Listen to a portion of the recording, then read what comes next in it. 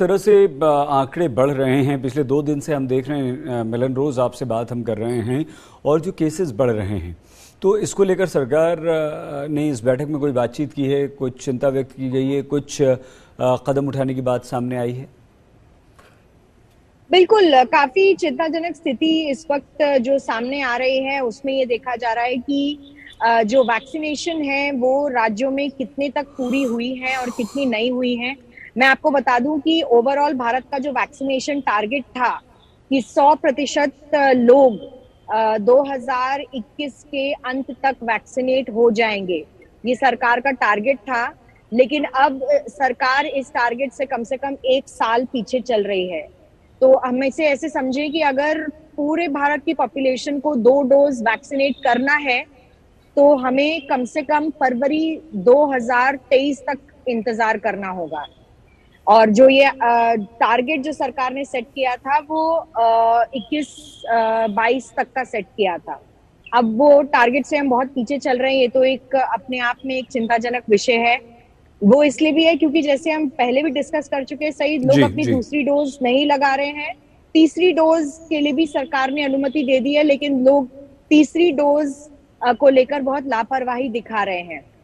कई जगह हमने देखा है कि लोगों के 9 महीने पूरे नहीं हुए थे 2 डोज लगाने के बाद, लेकिन क्योंकि भारत में इस वक्त लगातार केसेस बढ़ते जा रहे हैं, इसलिए एंटागी की एक बैठक में ये भी निर्णय लिया गया कि केंद्र सरकार को रिकमेंडेशन दी जाए कि अब अगर आपको दूसरी डोज लिए 6 महीने भी बीत चुके हैं तो उसके बाद भी आप अपना कोविड का जो 3rd डोज है, यानी कि प्रिकॉशन डोज जिसको कहा जा रहा है या बूस्टर जिसको हम कहते हैं आम भाषा में, वो ले सकते हैं।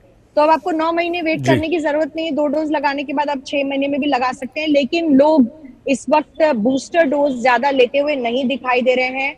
भारत में पूरी तरीके से अभी जो वैक्सीनेशन हुआ है वो सिर्फ 86% तक हुआ है। और बाकी जो लोग हैं, जब तक वो वैक्सीनेट नहीं हो जाते हैं पूरी तरीके से, बूस्टर डोज की जो संख्या है अभी वो कम है।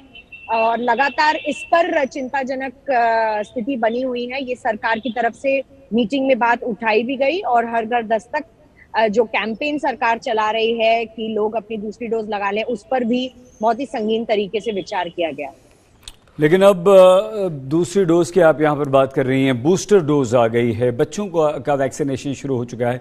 क्या मिलन ऐसा लग रहा है कि सरकार की तमाम कोशिशों के बावजूद वो सोशल रिस्पॉन्सिबिलिटी नहीं दिख रही, लोग उतना ज़्यादा उत्साहित नज़र नहीं आ रहे हैं वैक्सीन के लिए?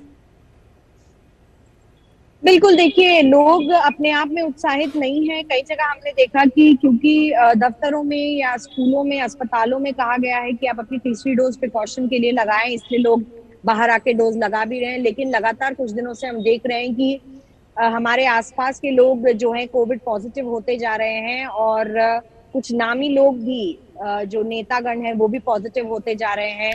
और महाराष्ट्र में खासकर अगर हम बात करें, जहां पर इस वक्त महाराष्ट्र आघाड़ी सरकार का घमासान चल रहा है, वहां बहुत संख्या में कोविड प्रोटोकॉल्स का पालन नहीं किया जा रहा है। और खुद कहीं ना कहीं मुख्यमंत्री उद्धव ठाकरे भी कोविड पॉजिटिव आए थे अपने एंटीजन टेस्ट में, लेकिन उनका आरटी-पीसीआर नेगेटिव आया। ऐसी कई चीजें हैं। और महाराष्ट्र में खासकर जो कोविड का जो प्रकोप है वो अब धीरे धीरे बढ़ता दिखाई दे रहा है। इसके लिए महाराष्ट्र सरकार को भी कुछ कदम उठाने होंगे। केंद्र सरकार अपनी तरफ से लगातार चेता रही है कि कोविड के केसेस बढ़ रहे हैं। हमें कारण पता है क्योंकि ओमिक्रॉन के कुछ लीनिएजेस अभी भी भारत में सर्कुलेट हो रहे हैं। इसके बाद में हम बातचीत कर चुके हैं कि ओमिक्रॉन के ही ये लीनिएजेस हैं और कोई घातक वेरिएंट अभी तक भारत में नहीं दिखाई दिया। लेकिन अगर आने वाली स्थिति खराब तब होगी जब हम किसी और टाइप का वेरिएंट कोविड का देखेंगे।